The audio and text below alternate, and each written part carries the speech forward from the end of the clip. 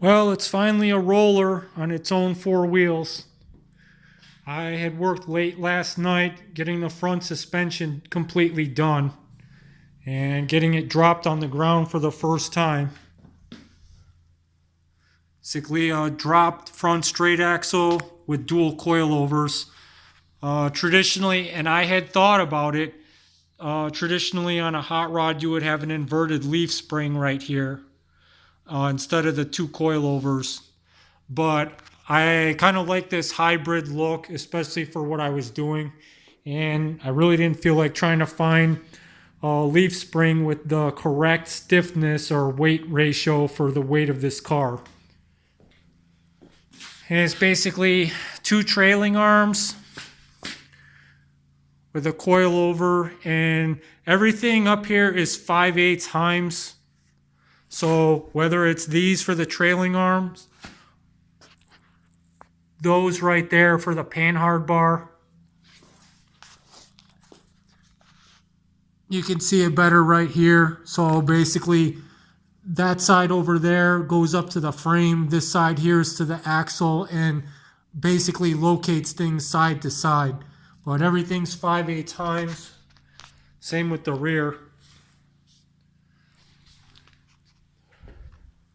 So after doing some research this morning, this blue tape basically represents what I originally thought I was going to do for an upper shock tower brace combination upper engine support.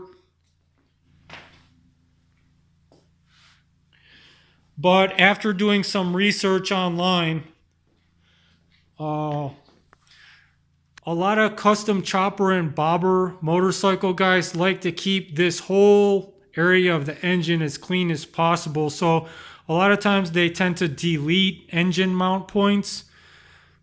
I've heard that you can run a front or a middle support. There's the two, but you can't get rid of both. These engines, these V-twins, they shake a lot this way because you have two pistons, two cylinders, but they're on one crank pin. And that's what causes these Harley V-twins to shake notoriously. So in the motorcycle, they basically put a mount here and a mount here for two reasons. One is the engine then acts like one giant gusset to support the rigidity of the frame, which is not a concern in this case. And then the second reason is because of that shaking this way. By a mounting point here and a mounting point here, it helps to reduce that. But I'm kind of have mixed feelings on this design. It looks okay, and obviously these are just straight lines. I'll probably, make some more artful, radical curves and stuff like that. But I think I'm going to go ahead and get rid of this mounting point and just keep that one in the center and probably run a more traditional brace over the top directly from one tower to the other. I'm probably going to have to split it into like a diamond shape or something here because I need clearance for the carburetor. I've actually got one of those cone spike air filters on the way here right now. So that's going to come out of there and come up like this. So if I do a shock tower brace / upper engine brace over the top like this, I'll probably have to split it in like the shape of a diamond anyway. But I don't really like this line coming all the way forward to that front of the cylinder. So that's kind of up in the air right now. I still got brakes and steering to do in the front. I was originally going to do a rack and pinion style, but now with these trailing arms where they are, I'm pretty much going to have to do the steering in front of the axle. That being said, I'm going to look for a 90-degree gearbox, more like a traditional Ratrod or hot rod, where there would be a pitman arm up here, and then I'll run a shaft through here to another arm that'll drop down, and basically one link bar all the way across the front, and have it mechanically steered that way. So I've also got hydraulic disc brakes for the front that I'm waiting on. And what I've decided on for right now for fuel, these Harley CV carburetors are gravity fed. So I'm probably going to have a small tank up here to hold a minimal amount of fuel. And it's going to have an inlet and an outlet, but it's going to get fuel pumped to it from a larger fuel cell in the back. That just came in the other day too.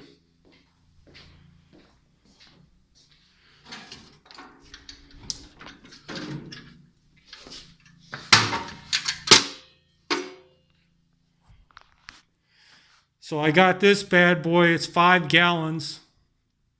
And it's got a drop down reservoir. It's the same as any other fuel cell right there that basically would hang below the frame level. And I'm probably going to mount an electric fuel pump right in this area. And that'll send the fuel up front.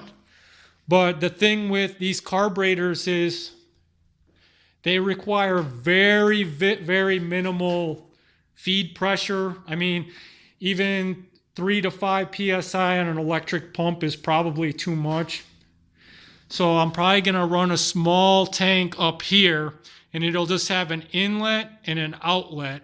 And the electric fuel pump in the back will basically push fuel in, and it's basically just going to circulate it back out the outlet and back to the tank, the fuel cell in the back, and then whatever little bit is in here circulating will gravity feed the carburetor.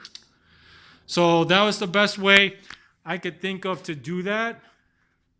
I've heard of a bunch of other crazy ideas. Like some people have said, well, send a sending line in with a T with one line to the carburetor and one line is a return to the tank, and control the back pressure by adjusting a jet size in the return.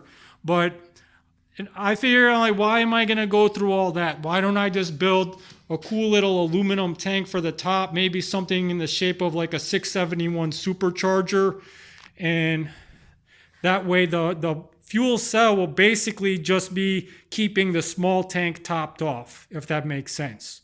So that's my thoughts on that right now. I'm just glad that it's on the ground finally on its own 4 wheels, because for something that you're scratch building, that's such a big step.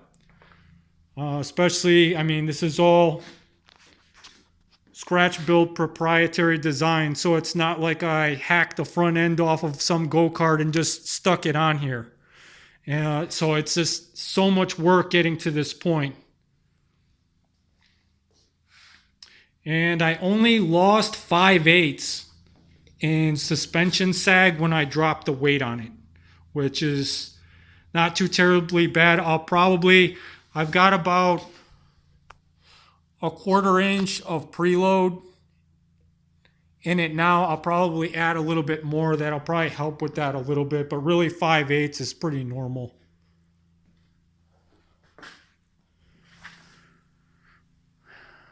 Oh, and I almost forgot, somewhere around here, here it is.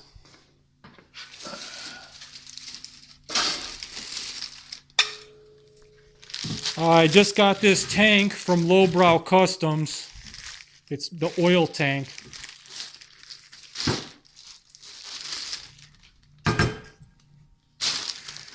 So this oil tank, I'm going to be mounting here